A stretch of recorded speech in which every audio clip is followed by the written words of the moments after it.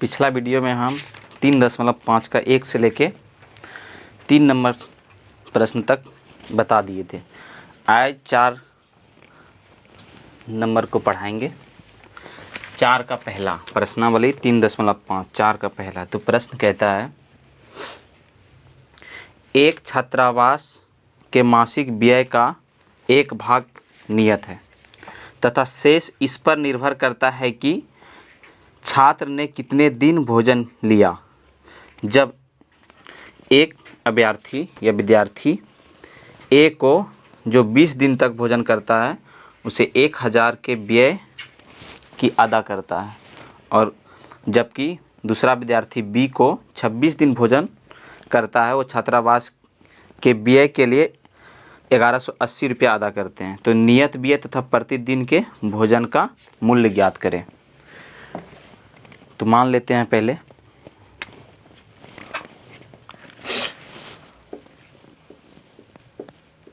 माना नियत व्यय बराबर x रुपया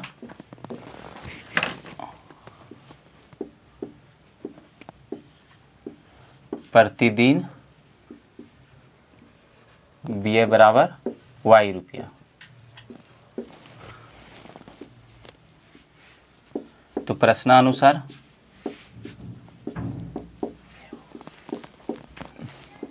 तो प्रश्न कहता है, एक विद्यार्थी ए को, मतलब एक विद्यार्थी जो ए है वह 20 दिन तक भोजन करता है, 20 दिन तक, और वह 1000 रुपया अदा करता है। कितना? 1000। ठीक है, यहाँ तक ठीक है। अब आगे देखते हैं। तो हम माने कितना है? नियत व्यय माने हैं x रुपया, तो हो जाएगा नियत व्यय पहले। तो नियत व्यय x रुपया जो चेंज नहीं होता। नियत मतलब होता है ये फिक्स है, इतना दिन तक ये नियत व्यय फिक्स है। उसके बाद आप जितना खाना खाइएगा उसका भाड़ा लगेगा, मतलब उसका व्यय करना पड़ेगा। तो कितना दिन है? 20 दिन। तो हो जाएगा 20y। दोनों मिला के कितना पैसा अदा किया है? तो 1000 रुपया अदा किया है, तो हो जाएगा 1000। ये हो गया समीकरण मेरा फर्स्ट। अब पुनः प्रश्न से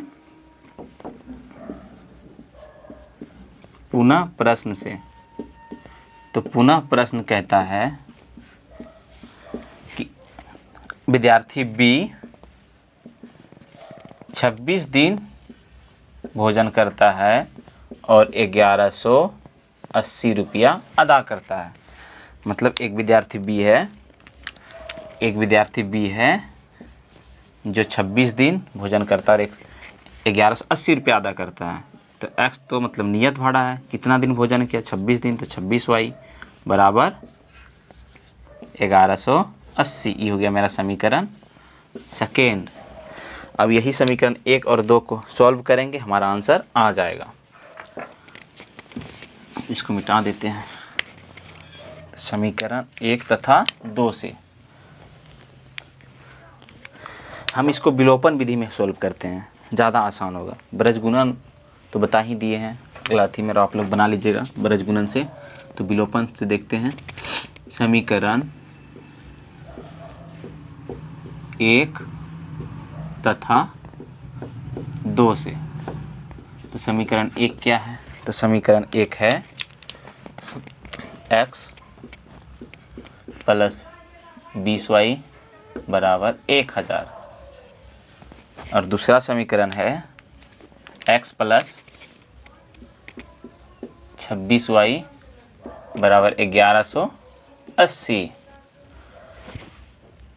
तो हमारा x देखिए पूर्ण रहा है, x पूर्ण रहा है ना। तो सिर्फ चिन्ह बदलेंगे, तो यहाँ हो जाएगा माइनस, यहाँ हो जाएगा माइनस, यहाँ हो जाएगा माइनस। ये जो माइनस किए हम यहाँ लिख सकते हैं घटाने पर, यहाँ पे लिख देंगे घटाने पर x में x घटाएंगे तो x खत्म हो जाएगा। और यहाँ देख लीजिए 20y प्लस में और 26y माइनस में है। तो 20y और 26y। बड़ा में छोटा घटा देंगे, 26 में 20 घटा देंगे 6 बचेगा, और बड़ा अंक का चीज 26 का माइनस है तो माइनस 6y बराबर 1000 में 1180 घटाएंगे तो बचेगा माइनस 180। तो y बराबर हो जाएगा माइनस 180 और बटे माइनस 6। इसको कटाएंगे तो 30 बार में कट जाएगा, तो y बराबर मेरा आ गया 30। अब y का मान समीकरण 1 या 2 किसी में भी रख सकते हैं, तो हम 1 में रखते हैं। समीकरण 1 में रखने पर, समीकरण 1 में रखने पर, तो समीकरण 1 है x प्लस 20y बराबर 1000। तो हो जाएगा x प्लस 20 गुना y का मान है 30 बराबर 1000। यहाँ तक समझ में आ गया। अब आगे देखिए, 20 गुना 30 करेंगे 600 हो जाएगा, तो हो जाएगा x बराबर 1000। ये देखिए 600, 20 गुना 30 600 करेंगे, उसको बराबर इस प्लस में उस पार लेके जाएंगे तो माइनस 600। तो मेरा x बराबर निकल गया 1000 में 600 घटा देंगे कितना बचेगा 400। ये हो गया मेरा x बराबर, हमारा आंसर आ गया। तो आंसर क्या आया, आंसर आ गया नियत व्यय बराबर 400 और प्रतिदिन व्यय कितना, प्रतिदिन व्यय, प्रतिदिन व्यय, प्रतिदिन व्यय कितना आया हमारा y का मान। प्रतिदिन व्यय हम क्या माने हैं, प्रतिदिन व्यय हम y माने हैं, तो y का मान कितना है 30। तो कितना हो जाएगा प्रतिदिन व्यय 30। ये हमारा हो गया आंसर। अब अगला प्रश्न की ओर चलते हैं, आप लोग को समझ में आ रही होगी।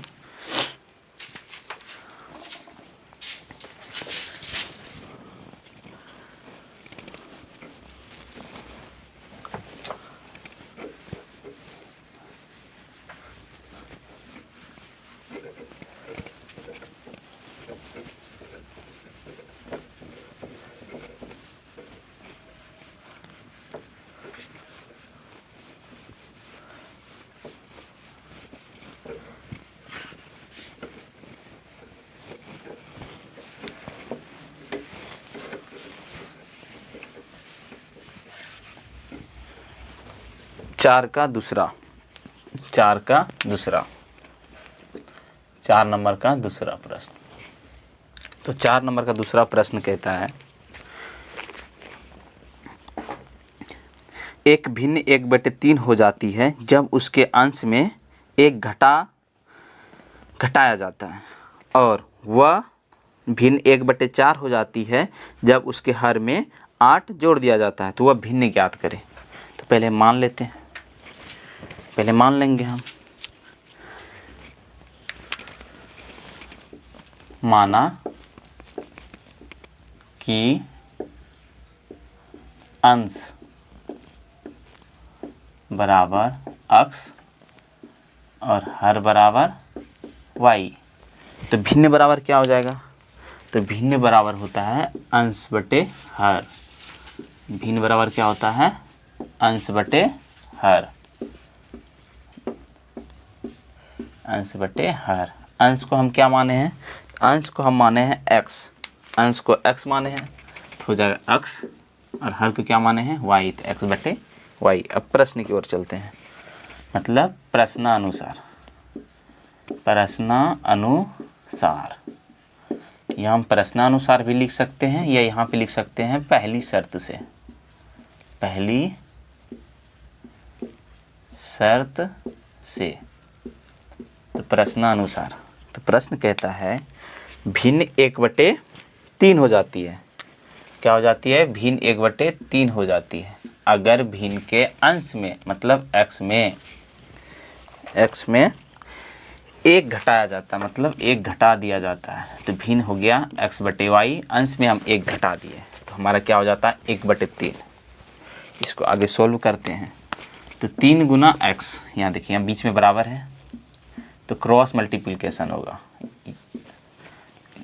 इस ये नीचे वाले से ऊपर वाले के गुना, ये नीचे वाले से ऊपर वाले के गुना, तो हो जाएगा 3x माइनस 3 एकम 3 बराबर y गुना 1 y। इस 3 को देखिए माइनस में उसको उस पार लेके चल जाएंगे तो हो जाएगा 3x। ये y प्लस में इसको इस पार लेके आएंगे तो माइनस y, और ये माइनस में तो उस पार लेके जाएंगे तो प्लस 3। ये हो जाएगा समीकरण मेरा 1।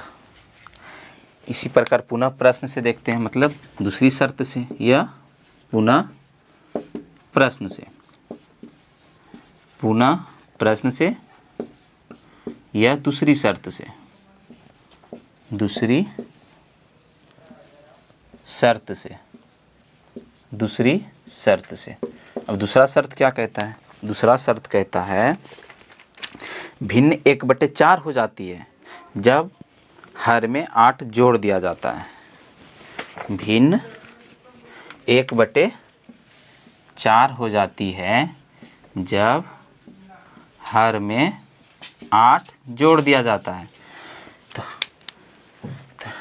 हर में 8 जोड़ दिए, भिन्न 1/4 हो जाती है। इसको अब सॉल्व करते हैं तो ये हो जाएगा 4 गुना x तो 4x बराबर 1 गुना y तो y और 1 गुना 8 तो 8। अब हो जाएगा 4x, ये देखिए प्लस में इस पार लेके आए तो माइनस y बराबर 8। ये हो जाएगा मेरा समीकरण 2। अब हम समीकरण 1 और 2 को सॉल्व करेंगे तो हमारा आंसर आ जाएगा। यहाँ लिखेंगे समीकरण 1 तथा 2 से। तो समीकरण 1 तथा 2 से, तो समीकरण 1 मेरा क्या है? तो समीकरण 1 मेरा है 3x माइनस y बराबर 3, और समीकरण 2 है 4x माइनस y बराबर 8। ये हो गया मेरा समीकरण 1 और ये है 2। यही दोनों को सॉल्व करेंगे, हमारा भिन्न निकल जाएगा। तो आते हैं सॉल्व करते हैं। देखिए यहाँ चिन्ह सेम है तो हमको यहाँ लिखना पड़ेगा, यहाँ प्लस है तो माइनस, यहाँ माइनस है तो प्लस, यहाँ प्लस है तो माइनस। यहाँ पे हम लिख सकते हैं घटाने पर। क्या करने पर? घटाने पर। आप लोग लिखिएगा एग्जाम में, नंबर नहीं कटेगा। तो घटाने पर घटाएंगे तो कट जाएगा। अब यहाँ माइनस है, देख लीजिए, तो 3x माइनस 4x तो माइनस x बराबर 3 माइनस 8 तो माइनस 5, माइनस माइनस कट गया तो x बराबर आ गया मेरा 5। यही x का मान समीकरण 1 में रखेंगे या 2 में तो मेरा आंसर निकल जाएगा। तो x बराबर 5 आ गया मेरा। ई x का मान हम समीकरण 1 या 2 किसी में रख सकते हैं। तो x का मान समीकरण 1 में रखने पर, x का मान समीकरण 1 में रखने पर x का मान, तो समीकरण 1 क्या है? तो समीकरण 1 है मेरा 3x माइनस y बराबर 3। तो x का मान कितना है? तो x का मान 5 है। 3 अगुना 5 माइनस y बराबर 3, 5 तिया 15, 15 माइनस y बराबर 3। तो y बराबर हो जाएगा माइनस y बराबर 3 घटा 15। इस साइड 15 प्लस में है, उस पार लेके जाएंगे तो माइनस में, तो हो जाएगा माइनस y बराबर, अब देखिए बड़ा में छोटा घटाएंगे और बड़ा अंक का चिन्ह, 15 में 3 घटाएंगे 12, और बड़ा अंक में चिन्ह क्या है? माइनस, तो माइनस 12, माइनस माइनस कट जाएगा तो y बराबर कितना आ गया मेरा? 12। ये मेरा y बराबर आ गया। इधर लिख देते हैं। तो हम भिन्न बराबर माने थे, भिन्न बराबर माने थे, क्या माने थे? भिन्न बराबर, भिन्न बराबर माने थे x बटे y। तो x का मान कितना आया? 5, y का मान कितना आया? 12। ये हमारा आंसर हो गया। अब अगला प्रश्न की ओर चलते हैं। प्रश्न संख्या 4 का तीसरा, इसको मिटा लेते हैं।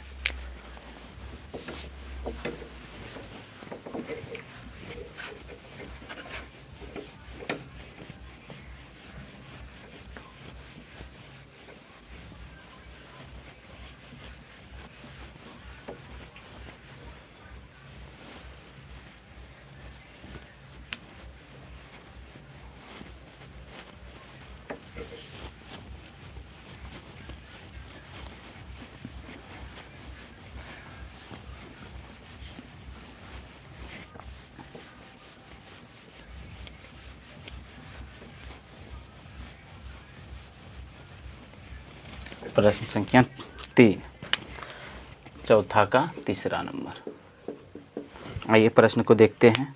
तो प्रश्न कहता है, यश ने एक टेस्ट में 40 अंक अर्जित किए। जब उसे प्रत्येक सही उत्तर पर 3 अंक मिले तथा अशुद्ध उत्तर पर 1 अंक की कटौती की गई। यदि उसे सही उत्तर पर 4 अंक मिलते तथा अशुद्ध उत्तर पर 2 अंक काट लेते तो यश को 50 अंक अर्जित करता। तो टेस्ट में कितने प्रश्न थे? तो आइए देख लेते हैं टेस्ट में कितना प्रश्न था। पहले मान लेते हैं, मानते हैं माना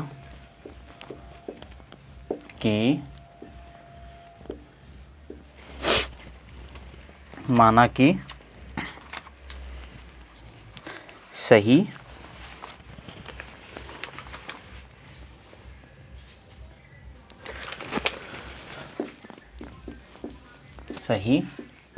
प्रश्न बराबर अक्स, प्रश्न माने या अंक, ठीक है, कुछ भी मान सकते हैं। चलिए अंक ही मान लेते हैं तो हो जाएगा सही अंक, नहीं प्रश्न ही सही है, सही प्रश्न बराबर अक्स और गलत प्रश्न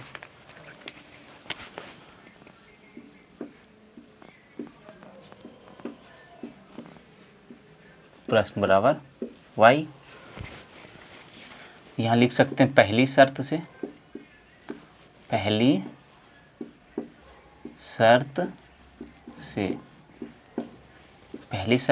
या लिख सकते हैं प्रश्नानुसार। तो कहता है यश ने एक टेस्ट 40 अंक अर्जित किया, उसे प्रत्येक सही पे 3, मतलब कि प्रश्न संख्या x मान लिए हैं तो प्रत्येक सही पे 3 अंक मिलता है। कितना?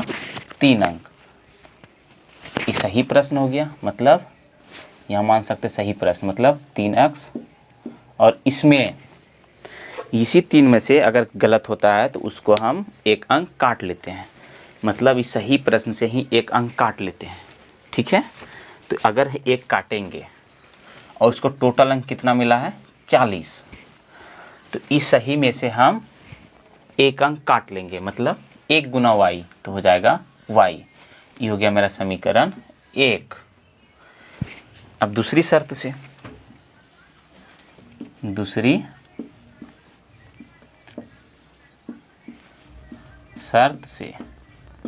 दूसरा शर्त क्या कहता है?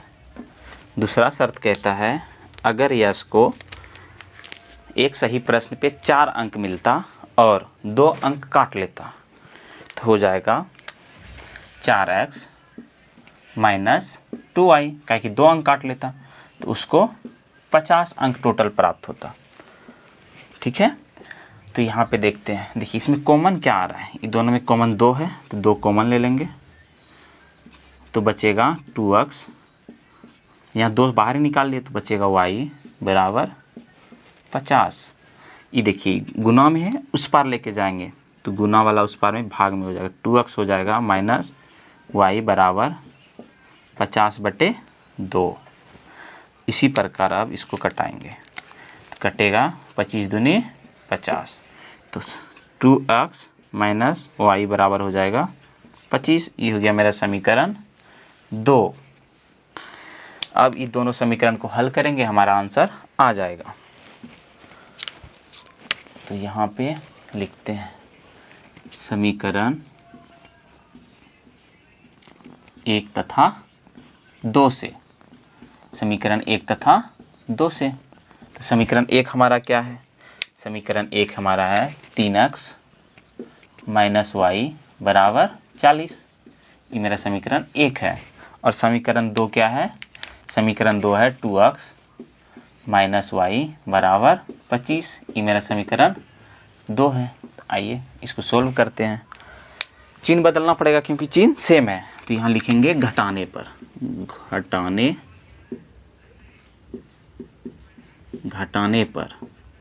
घटाने पर यहाँ चिन्ह बदलेंगे तो यहाँ माइनस है तो प्लस, यहाँ माइनस। अब इसको बनाते हैं। माइनस वाई प्लस वाई कट जाएगा। 3x में 2x घटेगा, x बचेगा, और 40 में 25 घटेगा तो 15 बचेगा। x का मान कितना आया? 15। ये x का मान समीकरण 1 में रखने पर x का मान समीकरण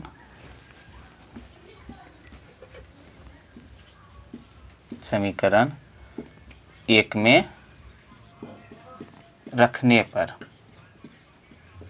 समीकरण 1 क्या है? तो समीकरण 1 है 3x माइनस वाई बराबर 40। यही है समीकरण 1। तो हमारा x का मान कितना आया है? 15। तो होगा 3 गुना 15 माइनस वाई बराबर 40। तो y बराबर हो जाएगा 15 45। इस साइड प्लस में उस पार लेके जाएंगे, 40 घटा 45। तो माइनस वाई बराबर हो जाएगा -5। माइनस माइनस कट जाएगा, y बराबर हो जाएगा 5। अब देखिए हमारा आंसर आ गया। तो प्रश्न कहता है,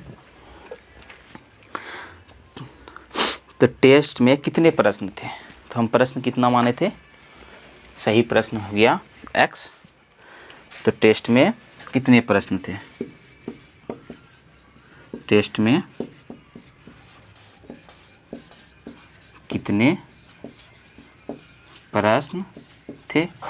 टेस्ट में मेरा x भी है प्रश्न और प्लस y भी है। तो हो जाएगा x प्लस वाई। x कितना है? 15। x है मेरा 15 और y है मेरा 5। टोटल प्रश्न हो गया 20। ये हमारा हो गया आंसर। यहाँ तक समझ में आ गया आप लोग को? अगर यहाँ तक समझ में आ गई होगी तो अगले प्रश्न की ओर चलते हैं।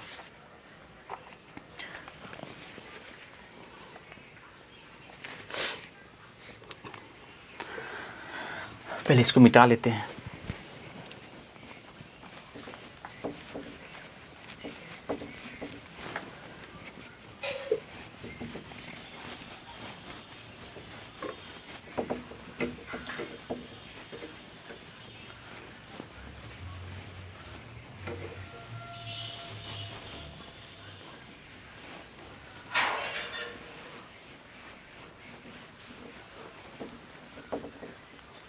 तो प्रश्न संख्या 4 का चौथा नंबर। ये प्रश्नावली 3.5 में ही चल रहा है अभी तक। 4 का चौथा, 4 का चौथा। ठीक है, आइए प्रश्न को देखते हैं। प्रश्न कहता है, एक राजमार्ग पर 2 स्थान A और B है। मतलब A और B 100 किलोमीटर दूरी पर है। A और B, ए बी की दूरी कितना है? 100 किलोमीटर। एगो राजमार्ग है, ए बी है, उसकी दूरी कितना है? 100 किलोमीटर। 100 किलोमीटर। ठीक है, यहाँ तक ठीक है। उसके बाद कहता है, एक कार ए से तथा दूसरी कार बी से एक ही समय चलना प्रारंभ करती है। यदि ये कारें भिन्न भिन्न चालों से एक ही दिशा में चलती है तो 5 घंटा पश्चात मिलती है। ठीक है,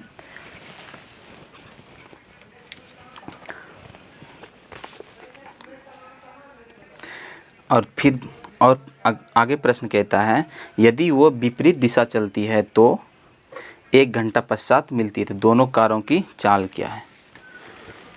तो मान लेते, माना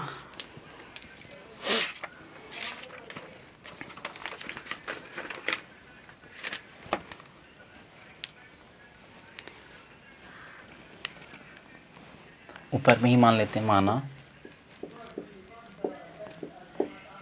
ए से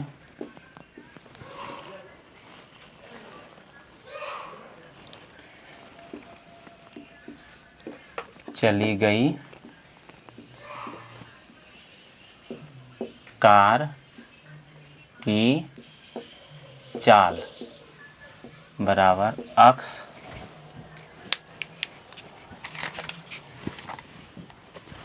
x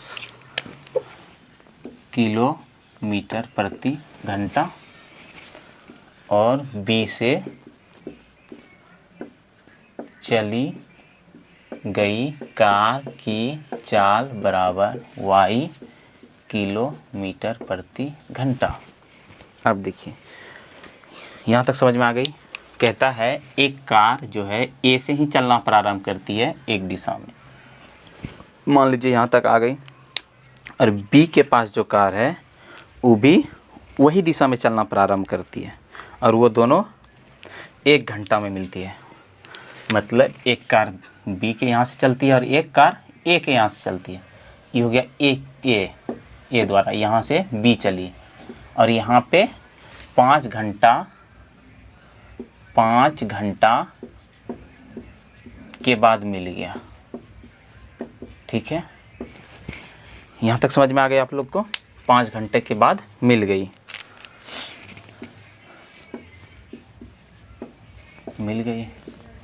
तो पहली शर्त से या प्रश्नानुसार, यहाँ लिखते हैं पहली शर्त से। ठीक है, हमको समय दे दिया है, मतलब चाल निकालनी है, समय दे दिया, तो दूरी बराबर नहीं हो जाएगा। तो दूरी बराबर क्या सूत्र होता है? दूरी बराबर साइड में लिख देते हैं। दूरी बराबर होता है चाल और गुना समय। यही होता है ना, दूरी बराबर चाल गुना समय। ठीक है, यहाँ तक समझ में आ गया आप लोग को। अब आगे लिखते हैं पहली शर्त से एक ही दिशा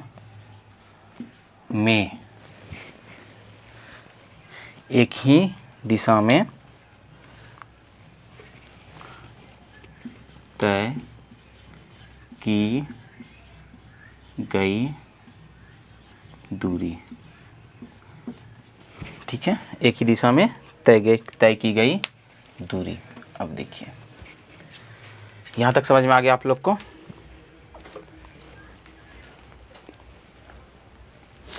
तो दूरी बराबर क्या होता है आप लोग को बता दी। दूरी बराबर क्या होता है? चाल गुना समय।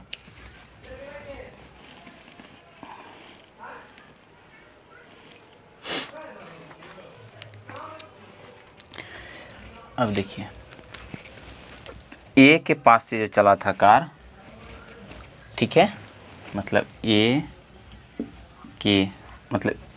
ए के द्वारा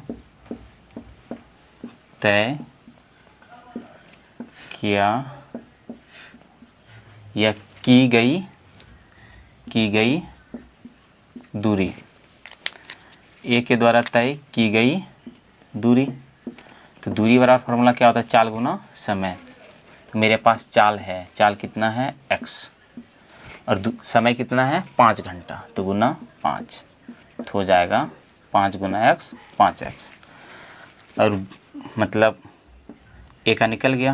अब b के पास से b के द्वारा या b के पास कार के द्वारा, ये भी लिख सकते हैं, b के पास से कार के द्वारा तय की गई दूरी। तो b के पास से, तो b के पास क्या माने हैं? y मेरा चाल हो गया। समय सेम है 5 घंटा, तो 5 घंटा बराबर 5y। यहाँ तक समझ में आ गया होगा। अब आगे देखिए, ई हो गया x के द्वारा और ई हो गया y के पास के द्वारा।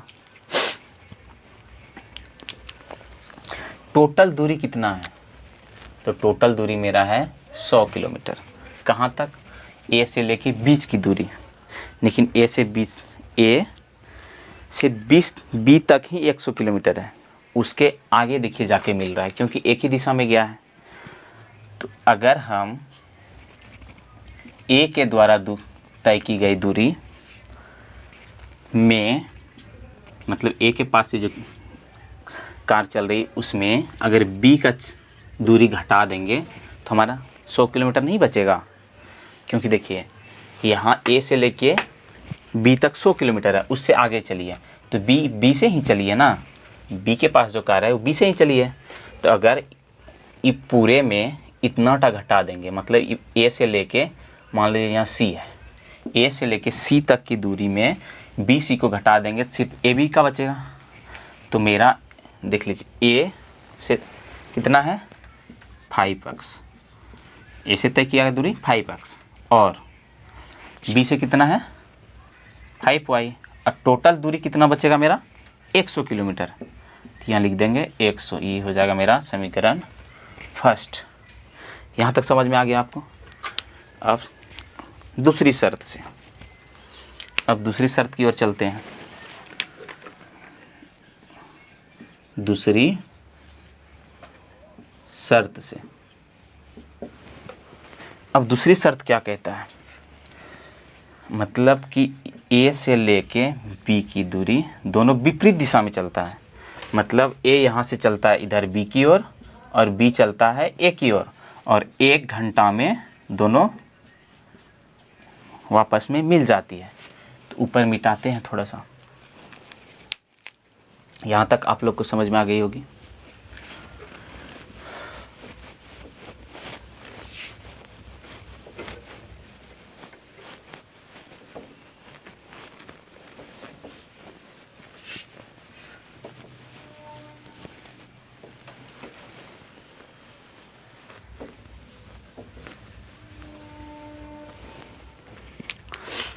तो 100 किलोमीटर है, नहीं? यहाँ लिख लेते हैं यहीं पे दूसरी शर्त से,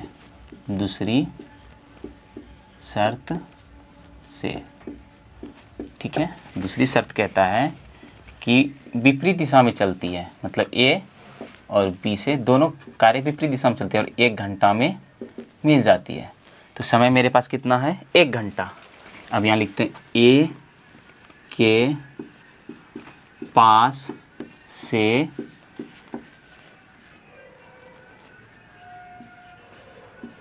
कार द्वारा तय की गई दूरी, ए के पास से तय की गई दूरी। तो हम चाल क्या माने थे x, और हमारा समय कितना है 1 घंटा। तो हो जाएगा x गुना 1 बराबर x, ये ना बचा। अब देखिए यहाँ अब एक कार, अब B के पास से एक कार कहाँ से चलती है B के पास से कार द्वारा तय की गई दूरी, वो क्या हो जाएगा? तो हम उसका चाल माने थे y, क्या माने थे y, और समय वही कितना है सेम 1 घंटा। तो क्या हो जाएगा y। अब देखिए यहाँ पे हम माइनस किए थे। क्यों माइनस किए थे? क्योंकि उससे बेसी चल गया था। यहाँ पे देखिए 100 किलोमीटर की दूरी तय कर रहा है दोनों। कितना दूरी है ये दोनों के बीच में? 100 किलोमीटर ही है। इधर से B आई है तो B के द्वारा तय की गई दूरी y है और x का, और x के पास से x है। तो B के पास से y और A के पास से x है। तो A मेरा चला x किलोमीटर टोटल और B चला मेरा y किलोमीटर, और टोटल कितना दूरी था 100। मतलब कितना हो गया मेरा x + y बराबर 100, क्योंकि दोनों मिल के चला ना, इधर से भी आई गाड़ी और इधर से भी आई, यहाँ के मिल गई 1 घंटा में। तो मेरा टोटल दूरी 100 किलोमीटर था। तो इधर वाला भी जोड़ देंगे और इधर वाला भी जोड़ देंगे, तो ये जितना दूर चली और ये कितना दूर चली हमको पता नहीं है, इसी को ज्ञात करना है। तो ये देखते हैं, ये मेरा दूरी टोटल 100 किलोमीटर है। टोटल दूरी 100 किलोमीटर है। ए x किलोमीटर तक चल गया और बी y किलोमीटर तक चल गया। ये हो गया मेरा समीकरण सेकेंड। अब यही दोनों समीकरण को हल करेंगे तो मेरा आंसर हो जाएगा। तो लिखते हैं समीकरण 1 तथा 2 से। तो समीकरण 1 मेरा है 5x माइनस 5y बराबर 100, यही है ना। अब देखिए इसमें कॉमन क्या आ रहा है, इसमें कॉमन आ रहा है 5, तो 5 कॉमन ले लेंगे तो x माइनस वाई बराबर कितना हो जाएगा 100, हो गया ना। अब देखिए ये गुना में है, ये इस पार लेंगे भाग में, तो यहीं कटा देते हैं, शॉर्ट हो जाएगा। तो हो गया 20 पंचे 100, x माइनस वाई बराबर 20। हम इसको भी समीकरण 1 मान सकते हैं, ठीक है। अब यहाँ मिटाते हैं। समीकरण 1 मेरा ये है और समीकरण 2 है मेरा x प्लस वाई बराबर 100, ठीक है। ये हो गया मेरा समीकरण सेकेंड। अब यही दोनों को सॉल्व करेंगे, बन जाएगा। देखिए y में y घटेगा, ख़त्म, x में x जुटेगा 2x बराबर 100 जोड़ 20 हो जाएगा 120। तो x बराबर हो जाएगा 120 अब बटे 2 कटाएंगे तो x बराबर मेरा निकलेगा 60, 60 दूनी 120, नहीं तो x बराबर मेरा कितना आया, x बराबर मेरा आ गया, x बराबर आया मेरा 60। अभी x का मान समीकरण 1 या 2 किसी में भी रख सकते हैं। तो रखते हैं x का मान समीकरण 1 में रखने पर, समीकरण 1 क्या है, समीकरण 1 है x माइनस वाई बराबर 20, यही है ना। तो मेरा x का मान कितना आया 60, x का मान मेरा आया 60 माइनस वाई बराबर 20, ठीक है। अब देखिए प्लस में है, उस पार लेके जाएंगे तो माइनस वाई बराबर हो जाएगा 20 घटा 60, तो माइनस वाई बराबर हो जाएगा, देखिए 60 में 20 घटेगा बचेगा 40, बड़ा अंक का चिन्ह होगा माइनस, तो माइनस माइनस कटेगा तो y बराबर हो जाएगा 40, ठीक है। अब देखिए हम x को क्या माने थे, a के द्वारा मिटा दिए हैं, तो x को माने थे a के पास से तय की गई दूरी, तो कितना निकला 60, और b का a के पास मतलब जो गाड़ी थी उसका चाल कितना निकला 60 किलोमीटर प्रति घंटा, और b के पास जो कार थी उसके पास से निकला 40 किलोमीटर प्रति घंटा। दोनों कार की स्पीड निकल गई, यही हमको ज्ञात करने बोल रहा था। अब अगला प्रश्न की ओर चलते हैं, प्रश्न संख्या 4 का 5वां। आप लोग को अच्छा से समझ में आ रही होगी। तो अगला प्रश्न की ओर चलते हैं।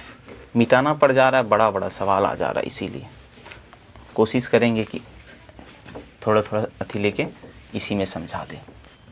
तो बहुत बड़ा सवाल था, 2 बार वीडियो चला के देखिएगा, एक बार में समझ में नहीं आएगी, दूसरी बार देखिएगा तो समझ में आ जाएगी। अच्छा से समझाएं। प्रश्न संख्या 5, चौथा का 5वां, ठीक है, चौथा का 5वां। तो प्रश्न है, एक आयत का क्षेत्रफल 9 इकाई कम हो जाती है। एक आयत है उसका क्षेत्रफल 9 इकाई कम हो जाती है, ठीक है। यदि उसकी लंबाई 5 मीटर कम कर दी जाए और चौड़ाई 3 मीटर बढ़ा दी जाए। मतलब अगर हम कोई आयत में उसके चौड़ाई में 3 मीटर बढ़ा देंगे और लंबाई में 5 मीटर कम कर देंगे तो उसका जो क्षेत्रफल है 9 इकाई कम हो जाता है। फिर बोलता है यदि हम लंबाई को 3 इकाई और चौड़ाई को 2 इकाई बढ़ा दें तो उसका क्षेत्रफल 67 इकाई बढ़ जाती है। तो आयत की विमाएँ ज्ञात करें। विमाएँ का मतलब होता है आयत का लंबाई और चौड़ाई ज्ञात करें। तो आइए मान लेते हैं कि माना कि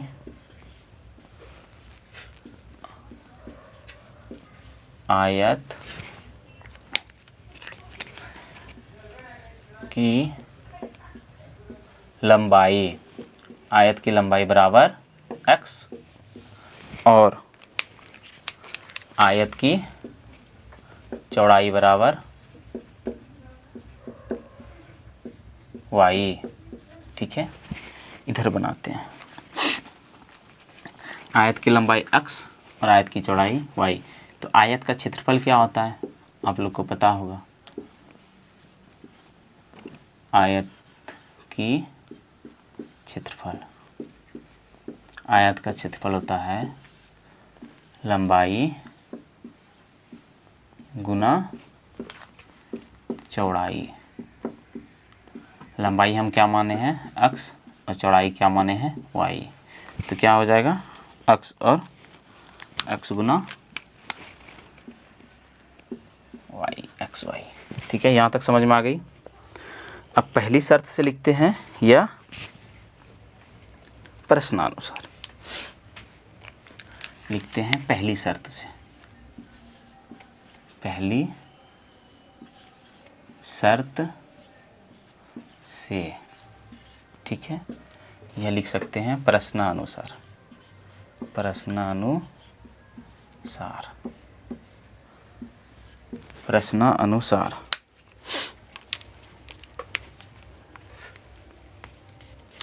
थोड़ा सा इंक भर लेते हैं।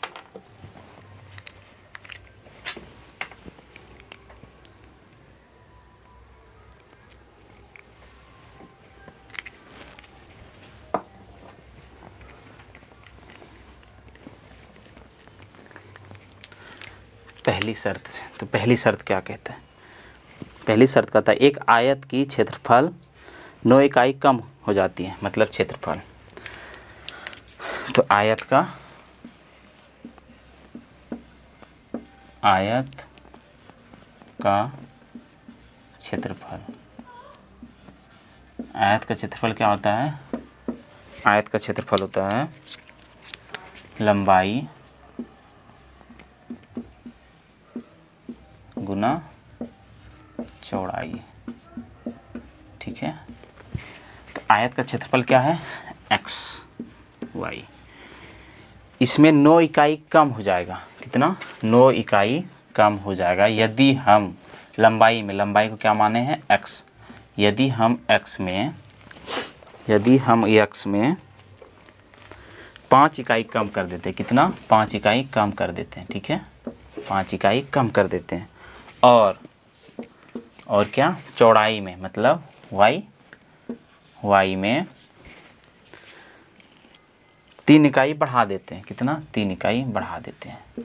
इसको हम सॉल्व करेंगे, मेरा समीकरण 1 आ जाएगा। इसको सॉल्व करेंगे तो समीकरण 1 आ जाएगी। तो करते हैं x y माइनस 9 बराबर x गुना y, तो एक्स वाई यहाँ तक हो गया, x गुना 3, अब प्लस गुना प्लस तो प्लस 3x। ठीक है, इसी प्रकार 5 गुना y, अब माइनस प्लस माइनस 5y, इसी प्रकार प्लस माइनस माइनस 5 तिया 15। ठीक है, यहाँ तक समझ में आ गई, यहाँ तक समझ में आ गई होगी। इसमें भी इंक डाल लेते हैं थोड़ा सा।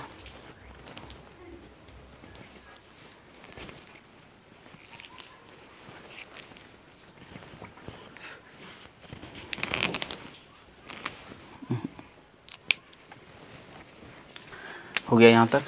इसको देखिए, ई एक्स वाई बराबर की साइड कट जाएगा, अगर नहीं भी कटेगा ये एक साइड लाइएगा तो अथी मतलब माइनस में 1 कट जाएगा।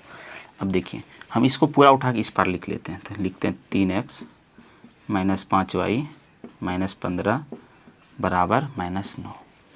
ये देखिए इधर माइनस में इसको उस पार करेंगे तो हो जाएगा 3x माइनस 5y बराबर माइनस 9 प्लस 15, तो हो जाएगा 3x माइनस 5y बराबर कितना हो जाएगा, देखिए 15 में 9 घटेगा तो बचेगा 6, बड़ा अंक का चिन्ह प्लस 6।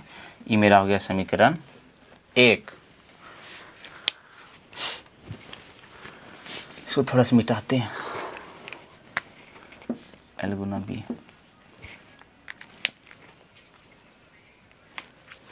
अब दूसरी शर्त से, क्या दूसरी शर्त से इधर लिखते हैं,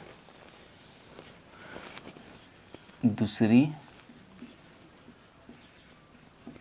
शर्त से या पुनः प्रश्न से, पुनः प्रश्न से, ठीक है, दूसरी शर्त से या पुनः प्रश्न से। देखिए पुनः प्रश्न कहता है यदि हम लंबाई में 3 इकाई और चौड़ाई में 2 इकाई बढ़ा दे, मतलब जोड़ दे, तो क्षेत्रफल 67 इकाई बढ़ जाती है। नहीं, तो क्षेत्रफल 67 इकाई बढ़ जाती है, इकाई भी लिख सकते हैं, क्षेत्रफल इकाई स्क्वायर हो जाएगा, यहाँ सिर्फ इकाई होगा, इकाई इकाई, ठीक है। क्या कहता है, आयत का, अगर आयत के क्षेत्रफल, पहले आयत का क्षेत्रफल क्या होता है, एल गुना बी, मतलब लंबाई गुना चौड़ाई। आयत का क्षेत्रफल कितना बढ़ जाता है, देखिए आयत का क्षेत्रफल कितना, एक्स वाई, आयत का क्षेत्रफल कितना बढ़ जाता है, 67।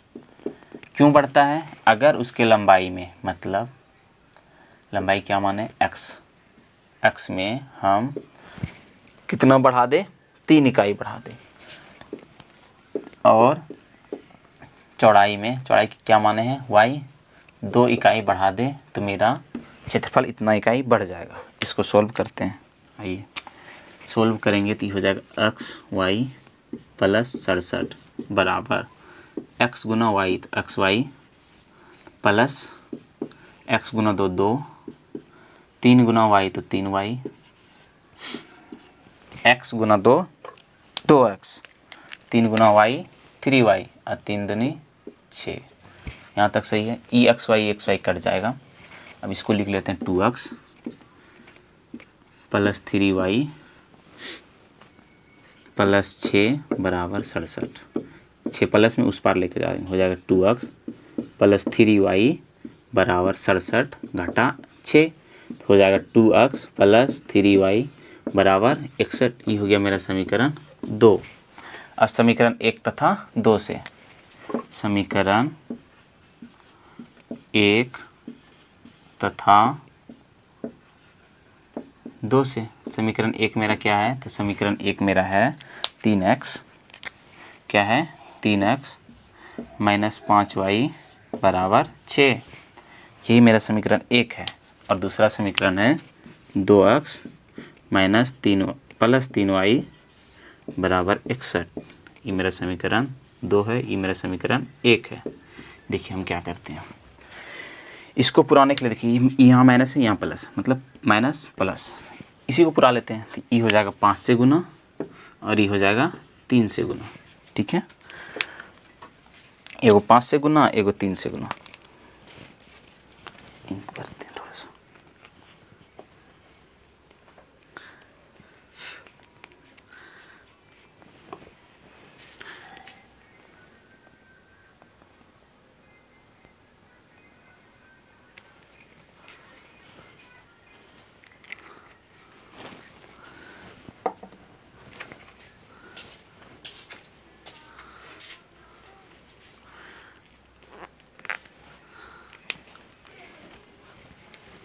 यहाँ तक समझ में आ गई, तो करते हैं गुना, ठीक है।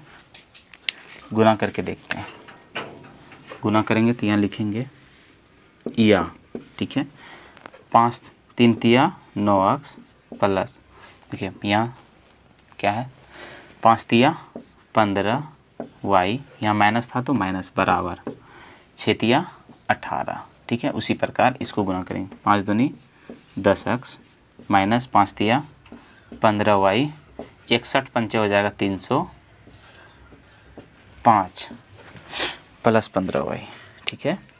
61 पंचे कितना हो जाएगा 105। यहाँ देखिए अब कुछ कटेगा, मतलब 305 कट रहा है, 15y माइनस और प्लस 15y कट जाएगा। देखिए 9x और 10x 19x हो जाएगा बराबर 8 5 13 करी 3, ठीक है, 1 और 1 2, यहाँ हो जाएगा 3, मतलब 223 मिटाते हैं इधर, मतलब 323 मिटाने वाला।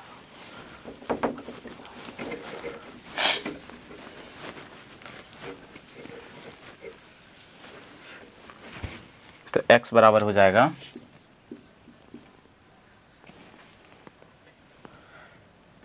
323/19। भाग लगता है, देखिए तो 19 से कम 19, बचा कितना, यहाँ पे 13 हो जाएगा 133। तो कितना बार 133 ऐसा 19 में, 19 सत्ते कितना हो जाएगा 17, 19 सत्ते 133। तो x बराबर हो गया 17। अब यही x का मान समीकरण 1 में रखते हैं। तो आइए रखते हैं x का मान समीकरण 1 में रखने पर, समीकरण 1 क्या है, समीकरण 1 है मेरा, समीकरण 1 है 3x माइनस 5y बराबर 6।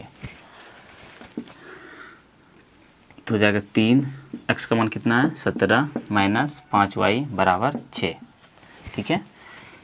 17 51 माइनस 5y बराबर 6, तो माइनस 5y बराबर 6, प्लस में 51 बराबर उस साइड लेके जाएंगे तो माइनस हो जाएगा, तो हो जाएगा माइनस 51, तो हो जाएगा माइनस 5y बराबर माइनस 45। देखिए 51 में 6 घटाएंगे तो 45 बचेगा, और बड़ा अंक का चिन्ह क्या है माइनस, तो यहाँ क्या हो जाएगा माइनस, माइनस माइनस कट जाएगा, तो y बराबर हो जाएगा 45/5, कटाएंगे y बराबर, तो y बराबर हो जाएगा 9, 9 पच्चे 45। हमारा आंसर आ गया। अब देखिए, तो हम माने क्या थे y को माने थे हम आयत का चौड़ाई, नहीं आयत की चौड़ाई, ठीक है। तो आयत की चौड़ाई कितना है 9 इकाई, और आयत की लंबाई कितना है, तो आयत की लंबाई को हम क्या माने थे, आयत की लंबाई को हम माने थे x। तो x का वैल्यू कितना है, x का वैल्यू हम निकाले अभी 17, तो हो जाएगा 17 इकाई। आज पर यहीं तक, कल आते हैं अगला वीडियो लेके 3.6 को।